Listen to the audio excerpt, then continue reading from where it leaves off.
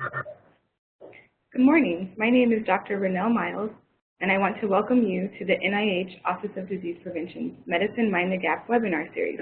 This webinar series explores research design, measurement, intervention, data analysis, and other methods of interest to prevention science. Our goal is to engage the prevention research community in thought-provoking discussions to promote the use of the best available methods in prevention research and to support the development of better methods. Before we begin, I have some housekeeping items. To submit questions during the webinar, there are two options. First, you may submit questions via WebEx by clicking on the question mark in the WebEx toolbar and direct questions to all panelists. Second, you may participate by Twitter and submit questions using the hashtag NIHMTG. At the conclusion of today's talk, we will open the floor to questions that have been submitted via WebEx and Twitter. Lastly, we would appreciate your feedback about today's webinar. Upon closing the WebEx meeting, you will be directed to a website to complete a seminar evaluation and also sent an email with a link to the evaluation. Your insights will help us to continue to improve this webinar series. At this time, I'd like to turn things over to Dr. David M. Murray, Associate Director for Prevention and Director of the Office of Disease Prevention. Thank you, Renelle. Dr. William Vollmer is a biostatistician and health services researcher who's been conducting collaborative multidisciplinary research at Kaiser Permanente's Center for Health Research for over 30 years. His early work focused on the epidemiology and management of asthma and chronic obstructive pulmonary disease within that health plan, as well as on a series of collaborative clinical trials looking at non-pharmacologic approaches to the control of blood pressure and weight, in which he directed or helped to direct the data coordinating center. More recently, his research has increasingly focused on the use of large pragmatic trials to test strategies to improve population-based management of chronic diseases. He served as principal investigator for a 2-region study focused on improving adherence to statins, angiotensin-converting enzyme inhibitors, and angiotensin reception blockers in adults with diabetes or existing CVD. The 3-region study involved over 26,000 members. Dr. Vollmer currently serves as the statistician on 2 projects funded as part of the NIH Collaboratory, a study of pain management among members of 3 Kaiser Permanente regions, and a study to improve colorectal screening among members of 26 federally qualified health clinics. It's my pleasure to welcome Dr. William Vollmer and turn the session over to him. Thanks, David, for the introduction, and I appreciate the opportunity to present today. So let me just begin with some disclosures. I've worked for Kaiser Permanente for 31 years now, and I've been a member of Kaiser for 35 years. That inevitably biases my view that this is an ideal setting for doing prevention-based research and leveraging the EHR to do that. And since it's a system that I know well, and I've essentially worked in almost my entire career, it's where I'll focus most of my comments in terms of examples. However, I'll try to illustrate where you can translate similar concepts elsewhere. Basically, I think this model shows you what's feasible, what sort of the universe of possibilities are, and in other settings which may have less rich elements, you may not be able to do the full scope of things that I'm sometimes able to do. So just by way of background, when I joined Kaiser 31 years ago, the electronic health record was a rarity. Certainly Kaiser didn't have one, and there weren't many people around the country that did. That landscape has hugely changed, and it was helped along in 2009 when, as part of the Affordable Care Act, the federal government set the adoption and meaningful use of electronic health records as a national goal, and they incentivized it. Now, as of 2015, it's estimated that 87% of U.S. physicians use some form of electronic health record, and that I have as of 2014 says that more than 80% of hospitals have adopted some form of electronic health record. So it's now out there, and even if the ACA goes away, I think this is a movement that's going to continue, and we'll just see more and more of it. So it's going to be with us for the foreseeable future, I think. So the objectives of my talk, I'm going to highlight the opportunities and challenges for using the electronic health record for prevention research, and I'll provide some illustrative examples from my work and others of my colleagues. I'm going to focus primarily, as I said, in the world of nonprofit managed care, which is what I know best. And I'm going to largely ignore a much broader class of epidemiologic and health services research that's enabled or facilitated by the EHR. So we've been doing this a long time. A lot of it wouldn't fall per se under the rubric of prevention research, but I think it's still quite obviously relevant research. So what do I mean by the EHR? In my mind, it's got two dimensions. One is content. What information is available to you to work with, but equally important is the context. So what's the nature of the population and or care delivery setting about which we have information? And it's these two dimensions, content and context, that collectively define the types of research that we can carry out. And I'll try to illustrate that a little bit as we go on. So content, what information is available? Obviously, you're going to have some form of healthcare utilization, and that could include both usage and outcomes. And so by usage, I might get a lab test, I might get a fasting lipid panel. The outcomes would be what are the results of that test. So, and sometimes you're only going to know that the test was done. In other situations, you may have the detailed results of those tests. And obviously, you can do more if you have the latter. You have potentially inpatient, outpatient, pharmacy, labs, imaging, genetics. It just goes on and on. Everything that you could imagine in the EMR could be available to you, but not everybody has access to the full panoply of information. Ideally, you'd like to have data that's linkable over time. That's certainly going to extend the ability of what you can do with the data. But that's going to imply the existence of a consistent, unique patient identifier. So when I've worked in the past with the National Hospital Information System, the national database, that's a hospital event-based record, one record per hospitalization, and those records can't be linked over time. So that's a situation where you have a lot of data. There's a lot of same individuals with multiple records in there, but you can't tell who those are. But when you have a situation like I have at Kaiser or VA or many, many other settings where you have patients that you're following and they have a unique ID, then you can track them over time. You can also have patient-reported outcomes. So Kaiser collects data on pain, health status, and they continue to add other health patient-reported measures over time. I think the recent introduction of PCORI, the Patient-Centered Outcomes Research Institute, has certainly helped push this movement, and we're seeing it as increasingly more important to gather. Your EMR that you're dealing with may be a registry, but also within a broader electronic health record, there may be pieces of it that are registries. So Kaiser keeps registries of patients with diabetes, patients with heart disease. They have various high-risk populations, people who are high utilizers of care regardless of the disease. So there's a lot of different registries that are being kept, and they help Kaiser do their job. So you may have access to that, to a registry within a larger EHR, or the registry may be the EHR that you have to work with.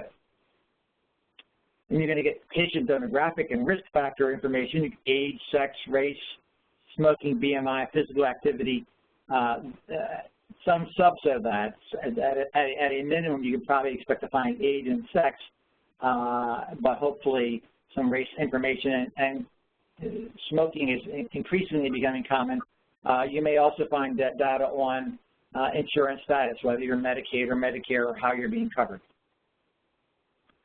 In terms of the population delivery setting, there's a managed care environment, which I think gives you the sort of the richest population to work with, and Kaiser's an example, but there's many, many other examples of that.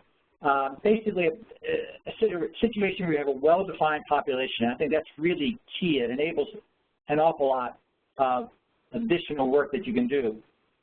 They offer comprehensive services.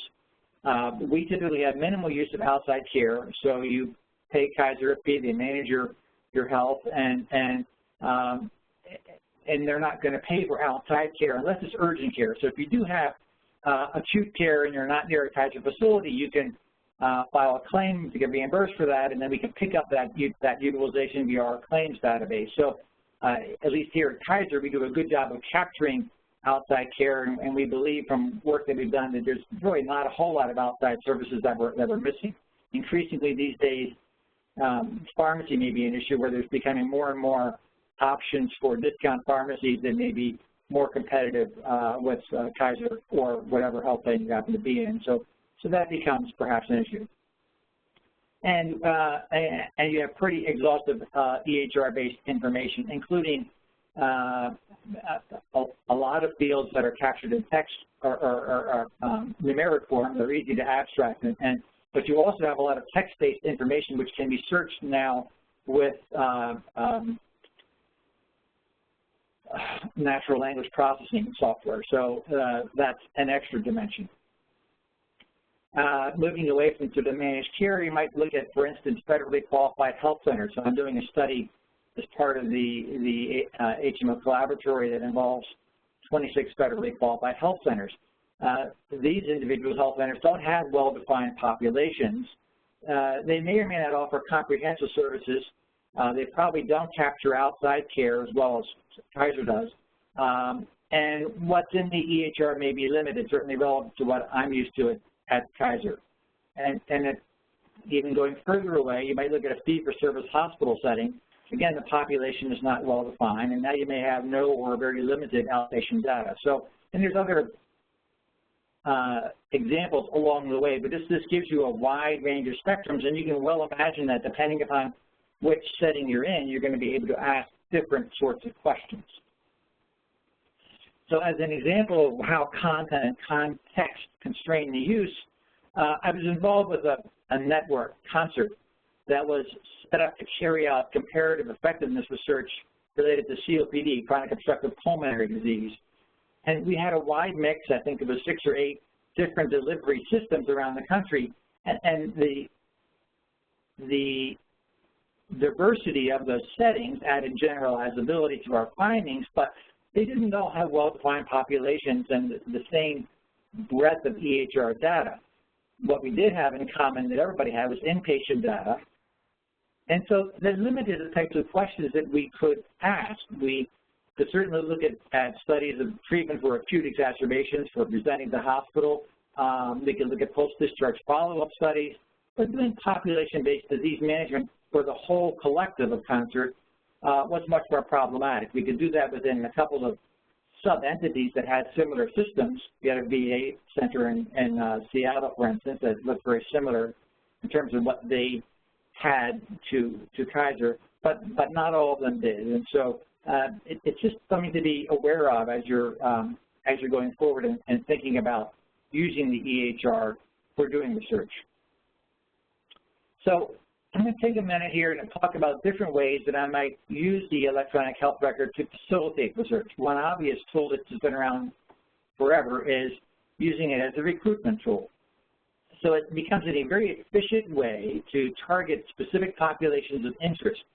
And these would be populations that you might identify and recruit independently. So I would simply use the EHR to find people, and then I would phone them up or email them or whatever, contact them to recruit them into a study. But you could also use the EHR to recruit at point of service. So you can have pop-ups that sort of say, here's a patient that's here, and try to get them into the study right away. Or we used to send people into the clinic. So we had research staff that would be embedded in the clinics, and we knew people were coming through, and we would meet them in the clinics in the waiting room and try to recruit them at that point. So there are different ways to use it that way.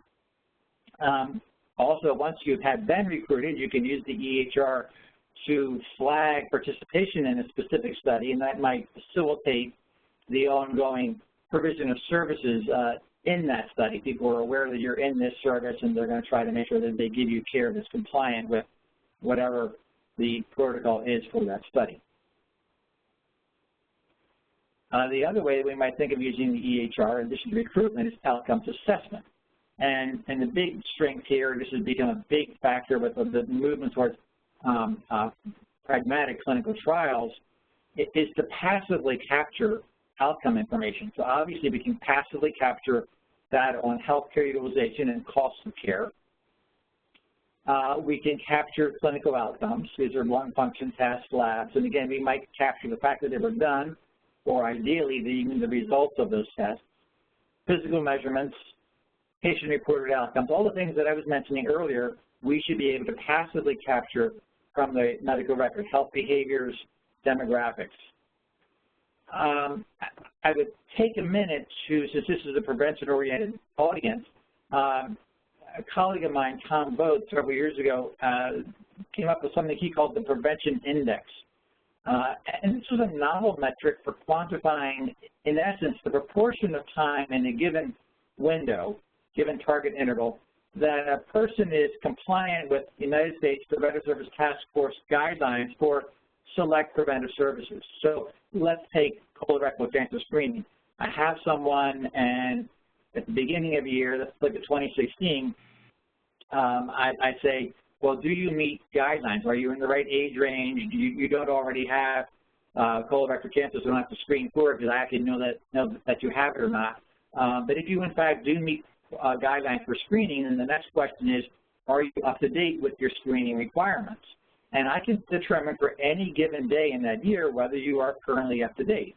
And so over the course of a year, I might say, for what proportion of the year was I fully compliant with the guideline? Now, this is in contrast to what the HEDIS might do. HEDIS would simply say, I look over the year and I'd say, these are people that should have been screened and were they screened during the year? And it doesn't really care whether that person was screened at the end of the year or the beginning of the year. It just says, you got the service during the year. So the prevention index gives you a finer-tuned tool for looking at prevention-related questions. And it has the advantage you can aggregate the scores at the provider level or the clinic level or the system level to ask very obvious questions about the differences in services or provision of preventive care by these various dimensions. As with HEDIS, using a tool like this requires a sufficient window of observation to define who even is in need of a given service. So again, in the example of colorectal cancer screening, you'd like to have a 10-year history because if you've had a colonoscopy up to 10 years ago, you're currently covered. And a flexible sigmoidoscopy 5 years ago. So you'd like to be able to go back. Now, we can't necessarily go back that far for everybody, but we will at least try to look back as far as we can. But almost any measure you're going to use is going to have some pre-window to see, well, who meets criteria for screening, so that we can then look for them during the screening window and see whether they actually got that service. So that is a requirement in all of these, that you can sort of track individuals back in time. And in terms of using the EHR for outcomes assessment, just a few comments on challenges in doing this. One is the validity of outcomes. So there's a lot, you have a diagnosis of COPD or a diagnosis of asthma or a diagnosis of myocardial infarction. Is that a valid outcome? It's a good question. It may or may not be relevant for the work that you're doing. So a lot of classic health services research just says, whether it's accurate or not, it is what it is. It is what the EHR shows. And what are the outcomes of people who carry a diagnosis of X, Y, or Z in the EHR? How are they treated? What are their outcomes? You may get poor outcomes because the diagnosis is bad, but nonetheless, that is what's in there and how they're being treated. So a certain class of questions doesn't really care about that. If you're doing a clinical trial and your primary outcome is myocardial infarction or heart failure or COPD or an acute exacerbation of COPD, then it may be very important to actually say, let's validate that outcome. Let's make sure it really meets rigorous criteria. In a traditional clinical trial, you're going to have an adjudication committee that's going to review the records. And here what we can do is we can pull the outcomes from the EHR and pass those on to some committee that can verify that. You have to be careful now, not just pulling records for people who have the purported condition, but pulling records for other conditions that might have been, where it might have been misclassified. So if you're looking for COPD, you might be pull out asthma hospitalizations or hospitalizations for other conditions that might be masked as COPD.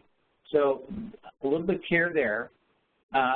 analytically, you always get challenges when we don't have sort of what we call rectangular data sets. You can have a varying number of observations and spacing of observations for individuals, and that's going to have implications for how we analyze the data. Details I won't get into here, but just something to be aware of. A really critical issue becomes data harmonization over time and across sites. And by data harmonization, I mean, does the data mean the same thing over time, or does the data mean the same thing from site A to site B to site C? A very good example of harmonization over time relates to simply how we code things. We've just gone from ICD-9 to ICD-10, and the way we coded things in ICD-9 is no longer the same. In some cases, we typically gotten more finer grained, so we can clump things in 10 and go back to 9, is typically the case. But sometimes you group going forward, and we no longer can separate a diagnosis in 10 that really is a combination of two separate diagnoses in ICD-9. So that can pose some challenges for us. There's also a situation I dealt with years ago. Just Kaiser changes the way, or an organization changes the way they provide services. And one of my early studies was looking at long-term trends and utilization for asthma and COPD. And we found a drop-off in hospitalizations at one point. When we looked at a broader definition of ED-based care, episodes of ED-based care, which would include hospitalizations, we saw that drop-off didn't occur anymore, and we did some further exploration and discovered that at about that time, Kaiser had introduced what they call short stay units. So if you were put into the ER for, say, an asthma exacerbation, we could keep you under observation in the ED for up to 24 hours without formally admitting you. And so it no longer counted as a hospitalization, whereas the year before it would have counted as a hospitalization.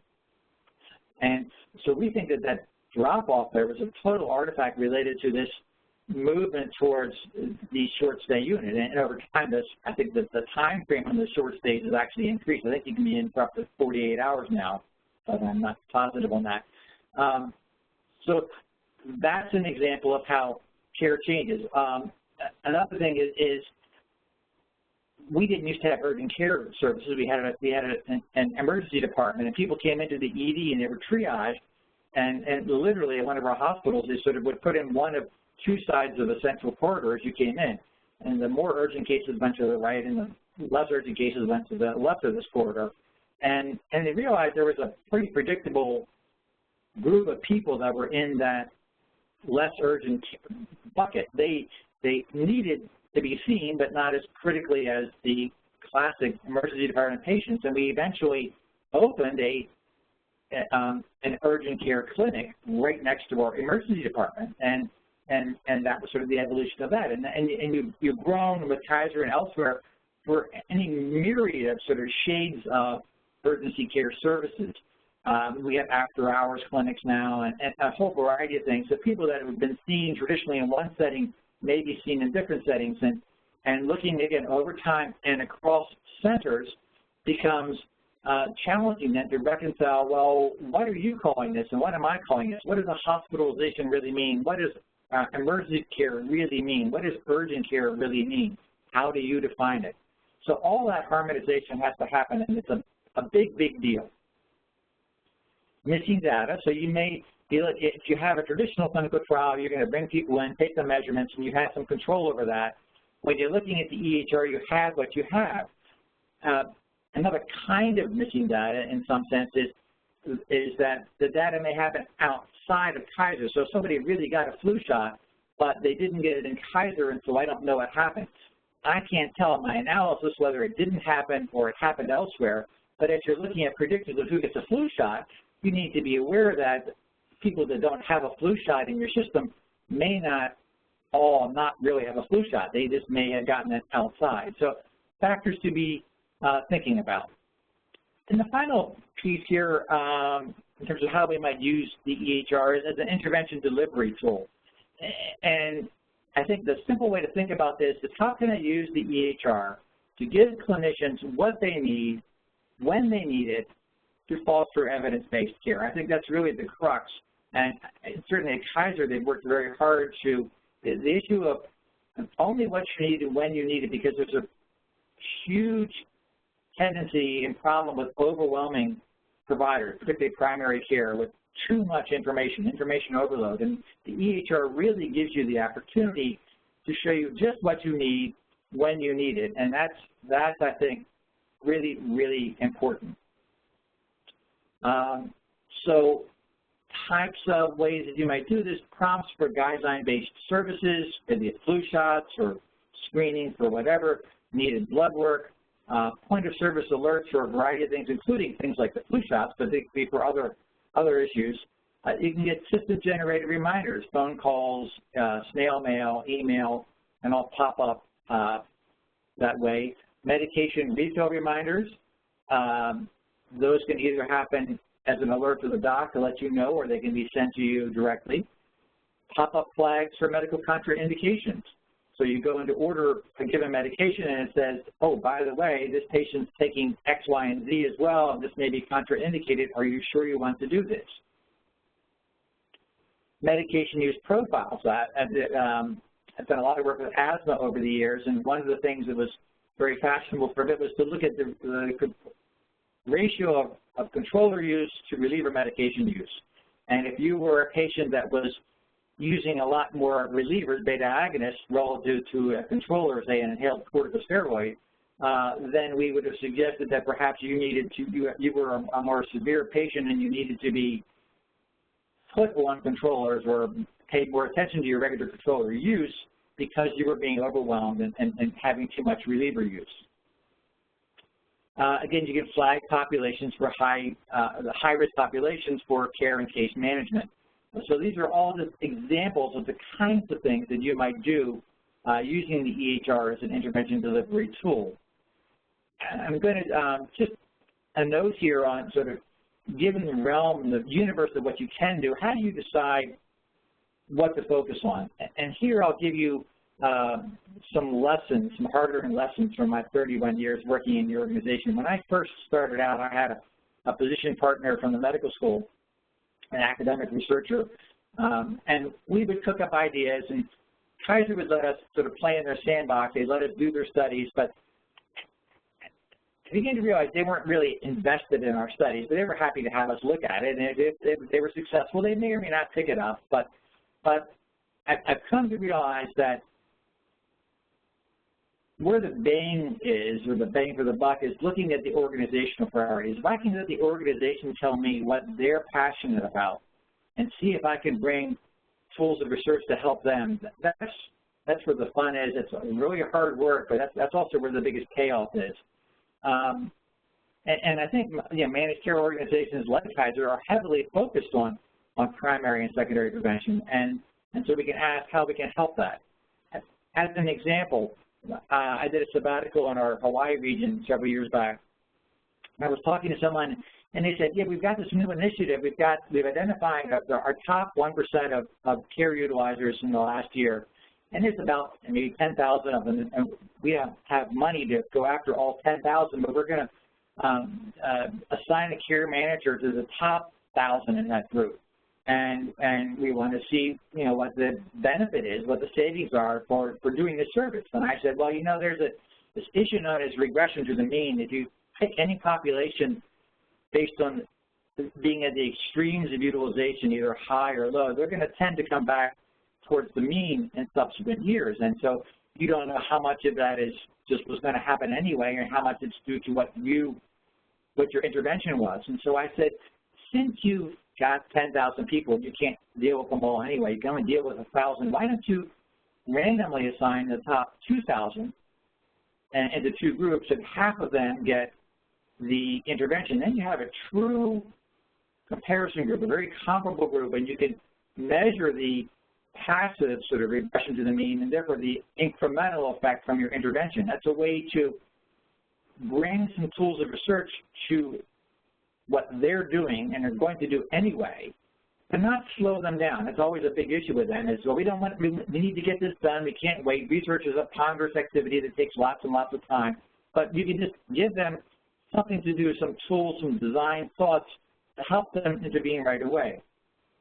Diabetes prevention is something I've become very interested in recent years, and I met with the head of our diabetes prevention, or diabetes management, population management group at Kaiser, and said, well, what do you guys have doing? And we're looking to see whether there are ways that I can sort of help you with what you're up to. And he said, well, you know, the huge issue right now is pre-diabetes. We have a lot of diabetics, but we have 5, 6 times as many pre-diabetics, and this avalanche is coming towards us, and we really want to get on top of this and work to keep them from developing diabetes, so classic prevention.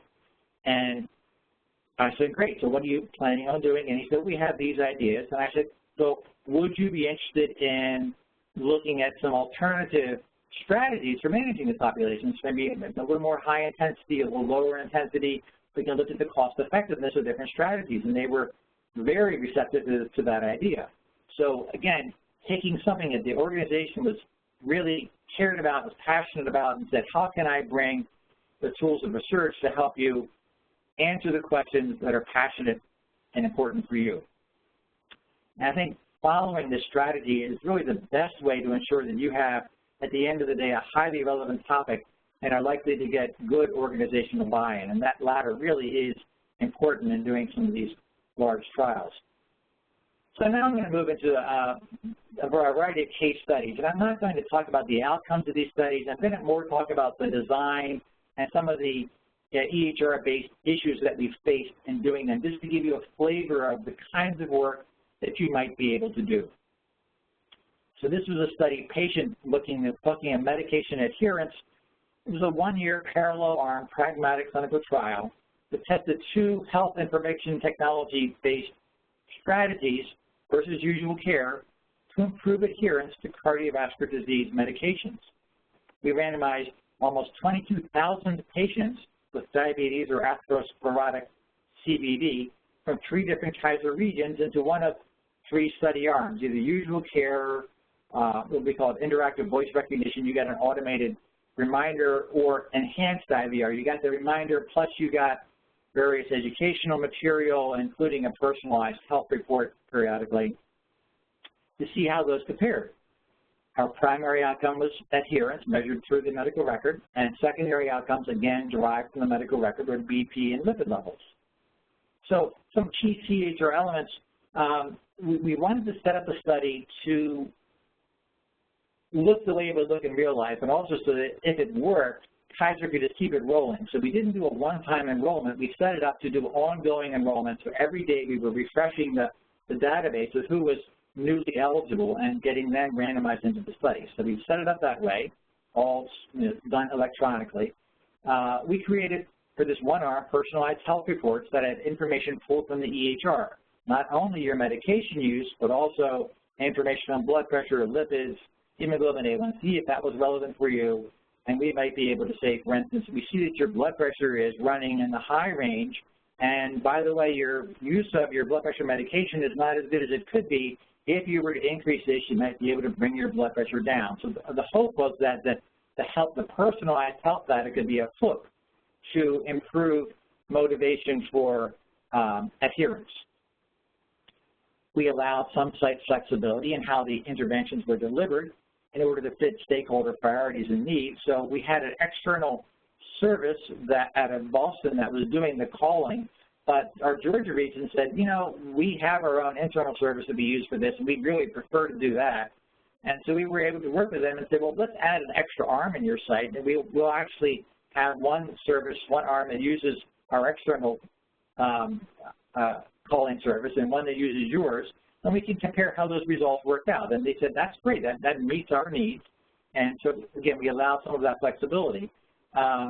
Also, different regions had different ways in which they would do programs, reminder programs. Some of them routinely had people pull the medical records to make sure that people were really appropriate for this, and that's how they did it. So we said, do it the way you would do it normally. That's what we're going to be looking at. It gives you a little more variability, which gets away from the classic clinical trial, but it's very much in the nature and spirit of pragmatic clinical trials. It's looking at how people do things in the real world.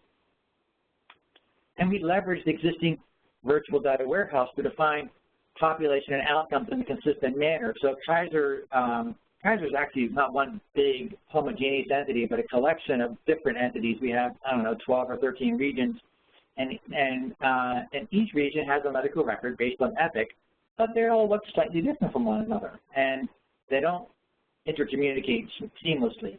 So as part of a larger research network group, the Healthcare Systems Research Network, we developed a virtual data warehouse to define a lot of elements in a common way, and we were able to leverage that. That gets into this data harmonization issue that I mentioned earlier.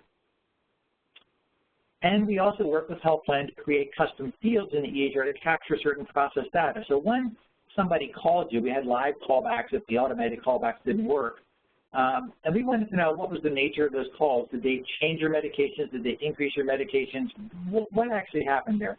And so we work with the pharmacy department to say, when you do these calls, we'd like you to flag what you did and put this in the system in a way with labels that we can then find and capture later on. So they were willing to work with us to do that. Some challenges is with any multi-site study. Managing site-to-site intervention fidelity is always a challenge. But there was also the issue of integrating information from multiple complex data sources as part of the ongoing intervention delivery and outcome assessment. Excuse me. And so there we were losing VDW data, the virtual data warehouse. We also had to be shipping data to this calling center outside of Boston, managing that piece. We were getting some fields from the medical record that weren't part of the VDW and having to pull that and integrate all these pieces and ship things around from site to site. So that was always a challenge there. Colorectal cancer screening, Gloria Coronado is the PI of this study. It's a cluster randomized trial to improve screening for colorectal cancer. It involves over 41,000 patients drawn from 26 federally qualified health clinics, so this is not Kaiser. 2 study arms. You get a usual care arm and an active intervention. They were mailed FIT kits, basically fecal occult blood tests, and asked to complete those and send them back in. The notion is if I proactively send you these FIT kits, will I increase colorectal cancer screening as opposed to just letting it happen passively in the clinics. The outcomes were primary outcome was a return FIT kit, but we also looked at the re-aim, this is Russ Glasgow concept for looking at broader study implementation, the reach, adoption, implementation of the intervention, et cetera.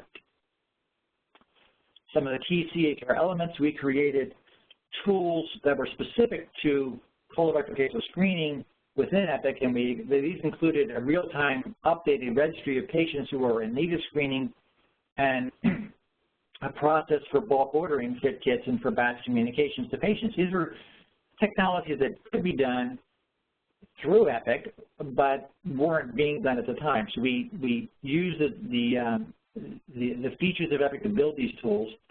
We created unique reports to assist the clinics with scrubbing their EHR data and identifying care gaps. So we knew that there was some information on external use of screening services that wasn't necessarily being fully captured, and we worked with them to try to improve that and catch up on that.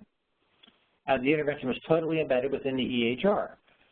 So the challenges, we had a lack of a defined population. I mentioned this earlier as being a really important thing. So we had to rely on a somewhat arbitrary set of rules to define what is an active patient. We said if you were seen anytime within the last 12 months, we're going to treat you as an active patient. We don't know that that's true necessarily, but it's the operational rule that we had to go with. Also, because the intervention was totally embedded in the EHR, it made some traditional tracking that you would do in a research study a bit more challenging. We couldn't monitor at a day-to-day basis what was happening, and we had to rely on monthly snapshots pulled from the EHR to generate our monitoring reports. Pain management, Linda Barr study, PPAC, another cluster randomized trial, this time to improve pain management. It involves 851 patients with chronic pain who are receiving long-term opioids. This is across 3 Kaiser regions. 2 study arms, a usual care arm and a multidisciplinary integrated pain management arm was embedded in the primary care setting. And our primary outcome was self-reported pain severity, and secondary ones include opioid use and cost, pain-related cost, and overall cost. In terms of key CHR elements, we had a tiered process for getting the PRO data, patient-reported outcome pain data. All of the regions were trying to get pain data, but they didn't all use the same measure, and they weren't all consistent about getting it on a regular basis. So we wanted to get that as much as possible. So we built systems into the medical record to try to do this. So we have an online patient portal that everybody can use if they have internet access. So our first step was every quarter you got an email reminder saying, please go online and use this link to go complete your pain survey. If they didn't do that, then they got an automated call via Kaiser's call service to ask these questions, and that was captured in the EMR. And if that didn't work, then we had a live person call them up and enter the information into the EMR. So most of it was automated, but we did have a live backup at the end. We also had national bills. So Kaiser, again, has different regions. We were looking at 3 of them, but they decided, they said, if we're going to build something for 3, we might as well build it for everybody. So they built national bills to add this 4-item subset of the brief pain inventory, our pain outcome, to the EHR. They also had a national bill to add a pain-related disability questionnaire to the EHR. And we used some features of Epic that allowed for the attachment of images to the chart notes so that providers could have access to detailed information, summary information for the intervention patient. So the intervention began by we had group visits, a bunch of patients, and this multidisciplinary provider team that did an initial intake, looked at how you were doing and talked about pain management strategies. And the notes from this, to make sure the docs had these, we were able to scan them into the charts so they could see them. And we finally added PACT itself as a flag that you were in this study, and it was in the EHR, to allow greater visibility of PACT visits in the chart. So some challenges, many of the needed fields and variables that we wanted to use for this study weren't part of the existing virtual data warehouse that I mentioned before, and they weren't always coded in a standard manner across the region, so we had to do this data harmonization for those. One region underwent a substantial change in their Epic implementation in the middle of the study, and we had to accommodate this into our data systems. And also, I'll add, there's many good tools that are available in Epic, and they would have facilitated the intervention delivery or outcome assessment, but they weren't built into the versions of Epic that our regions were using. In some sense, we have a penalty for being, certainly the Northwest was one of the very early adopters for Kaiser of the Epic system, and there's a certain inertia. So when a new version of Epic comes out, there's a certain amount of work and fuss and bother with updating to that version. So you tend to stay with your older version, and so we tended to have the older versions, and people who came on later to Epic tended to get the current versions with all the bells and whistles in it. So there were things that we could have used that would have been nice to have that we actually didn't necessarily have access to. Medication safety, David Smith, a colleague of mine, they did an interrupted time series to evaluate the impact of computerized provider order entry with clinic decision support in reducing the use of potentially contraindicated agents, medications, in elderly individuals. So this was Kaiser members in Northwest, 65 and older. And the intervention was decision support that alerted clinicians to preferred alternative medications when what they were ordering were non-preferred agents that carried a potential contraindication for the elderly. Now, we didn't say you have to use this other medication, but we left it up to the provider, but we gave them the alert that there may be a contraindication to this for your patient, and please consider it. And the outcome is the rate of the use of both preferred and non-preferred drugs. So the alerts were fully integrated into the EHR. They were presented whenever any non-preferred drug was prescribed, just regardless of the age of the patient. So we looked at both older and younger patients to see the impact. And they leveraged existing computerized provider order entry functionality. So what that means is right now you no longer write a paper script and give it to the patient. You type in the prescription, the order into the EMR. And so that fact enabled us to pop up the alert at that moment. So we've gotten away from paper prescriptions, and they're now all electronically ordered, and that's what we leveraged to give the alert. Some challenges, there was a bit of a lack of functionality in the EHR to do truly real-time, in-the-moment alerts, but what we did is every night, or what they did is every night they refreshed the system so that it was at least current as of the last 24 hours.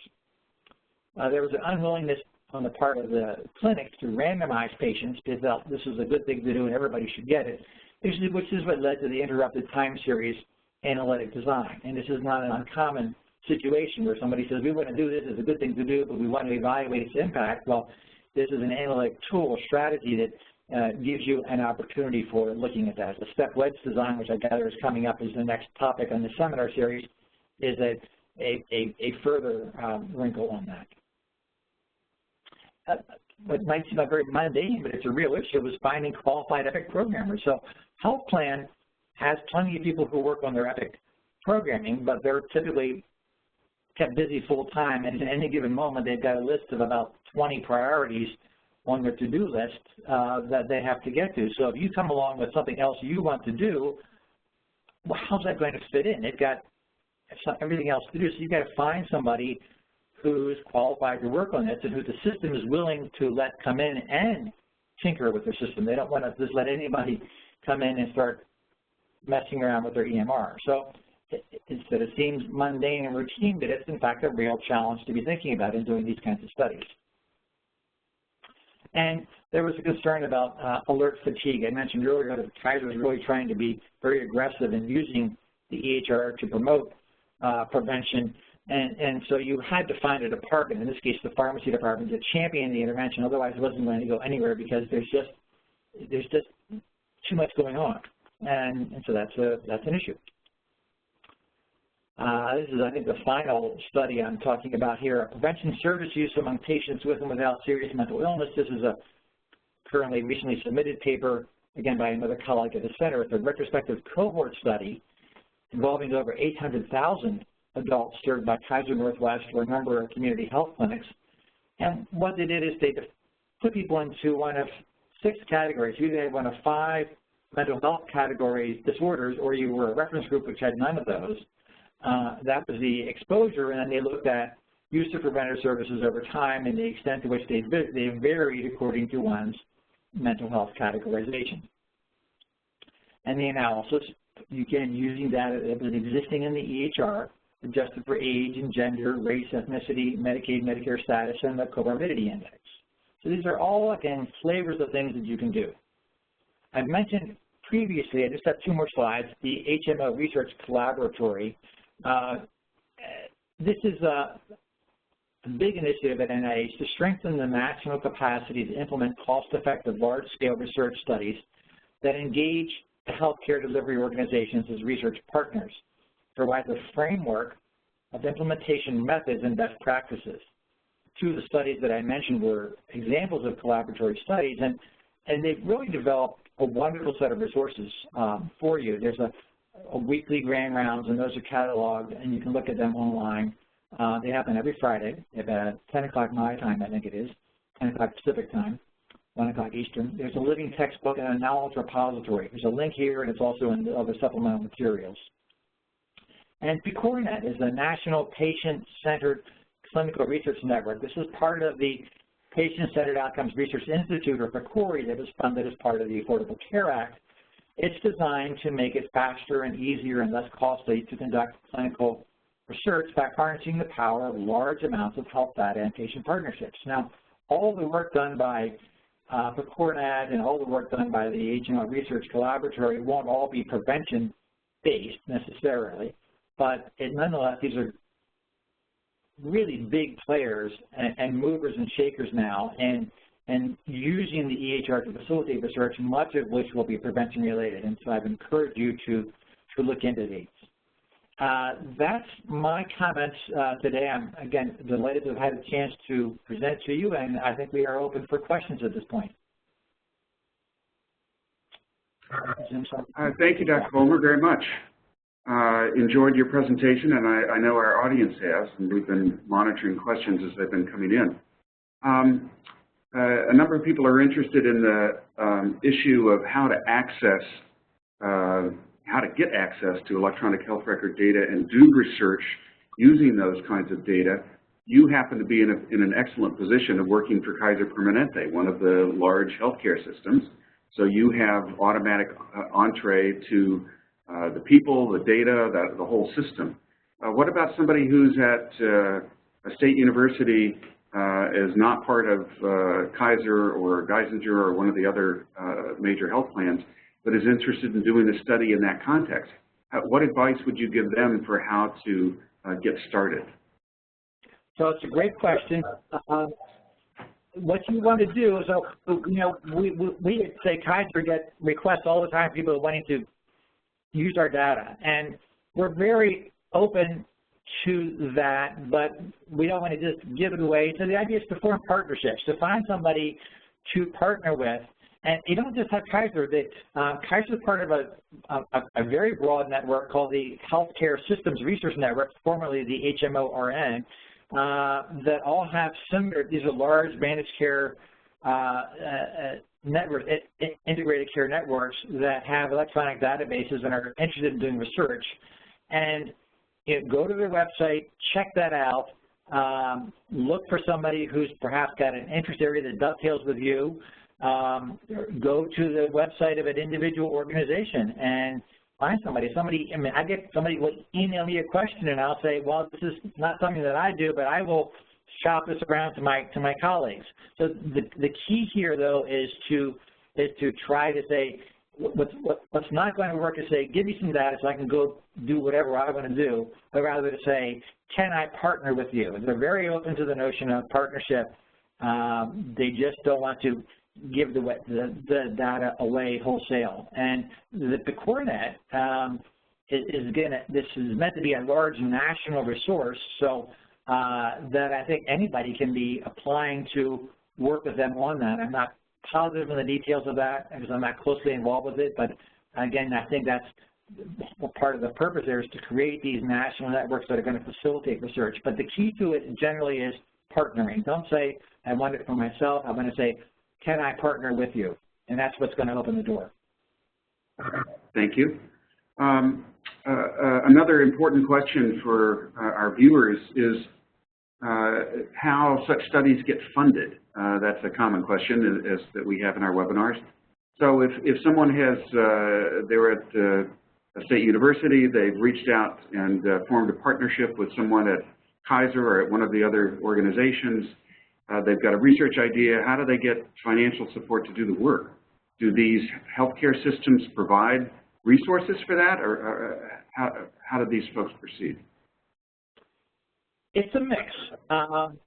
So I would say that at where I am, at the Center for Health Research, 80+% of our funding is federally funded, either NIH or the Agency for Healthcare Research and Quality. We do some PCORI work. Kaiser does fund, they have some mechanisms for funding work internally. It's pretty competitive, and there's not bucket loads of money, but there is some. Increasingly, my sense is that NIH is looking for health systems to partner. Certainly PCORI is very explicit about this, that they're expecting health systems to share part of the cost of doing this research. So there's no sort of single place that's the ideal venue for this. Again, most of what I've done myself over the years has been NIH funded. I'd be interested if anybody else out there in the audience, or you or others, have thoughts on this as well. Certainly people from the federal perspective, feel free to chime in on your own thoughts on this issue. We have another question, and I just want to point out that we have a lot of questions. So if we don't get to your question, we'll definitely reach out to Dr. Vollmer and see if he can answer some of them, and we'll post them on our website. So this person asked, we've done some work with adding flags and content into EHR and have got a good amount of resistance from practices, particularly with adding more clicks to Epic. Did you have similar issues and how were they addressed? I'm not sure I understand the question. Can you read it one more time? Sorry. I think the question is asking how hard is it to program the prompts and the intervention methods and the extra measures and other kinds of things that you want to do as part of your research into Epic or whatever EHR system you're using, because that's a, go ahead. Yeah, that's a great question. I don't personally, I can't answer that because I don't do the programming myself. One thing I have been impressed with over the years is that things that strike me as being easy aren't always easy, and some things that I would have thought were hard to do wind up being easy. I do know that some things you try to do are a lot harder than others. The one big message, and it's not directly a programming message, but what I hear from the docs, the pushback we get all the time is whatever you do needs to ask as little of the doc as possible. We're talking about docs who in Kaiser have a 15-minute slot for a 20-minute slot for a primary care appointment, and that's like 15 minutes of direct contact and 5 minutes to write up your notes, and they're looking to take 5 seconds off of their plate during that visit rather than adding 5 seconds to it.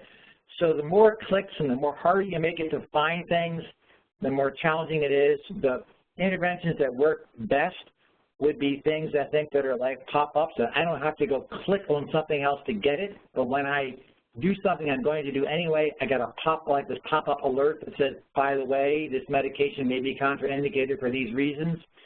So the extent to which you can provide the providers with information in the moment, and that happens spontaneously in response to something they were going to do anyway, is going to be most effective. I know that's possible to do, but I don't have a feel for how difficult it is computationally to do. I'm the wrong person to answer that question. Well, but you did an excellent job, and the person that asked it wrote back to us and said you're answering the question exactly. So thank you for your answer. I'm afraid we're running out of time, unfortunately. We're approaching the top of the hour. This has been a terrific presentation. We have had lots of questions.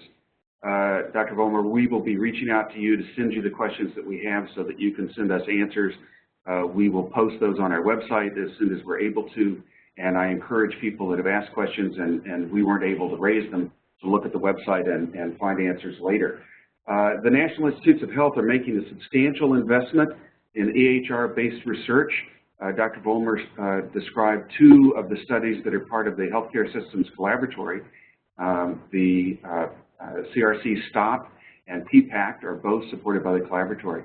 The expectation that NIH has is that EHR systems will make it easier and far less expensive to do large clinical trials because much of the data is being collected already.